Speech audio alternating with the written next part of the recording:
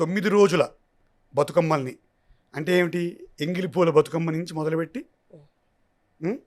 అటుకుల బతుకమ్మ, వెన్నముద్ద బతుకమ్మ, ముద్దపప్పు బతుకమ్మ, అలక బతుకమ్మ, అట్ల బతుకమ్మ అందరినీ ఒక త్రిభుజాకారంలో ఒక ట్రయాంగిల్లో పెట్టి 9 మధ్యలో సద్దుల బతుకమ్మని పెట్టి చుట్టూ తిరుగుతూ పాటలు పాడుతూ దగ్గరలో ఉన్న చెరువులో కానీ కోనలో కానీ ఎనీ ఒక వాటర్ బాడీలో నీటిలో అమ్మని ఉత్సాహంగా వెళ్ళి ఉత్సవంగా చేసుకుంటే నిమజ్జనం చేస్తారు.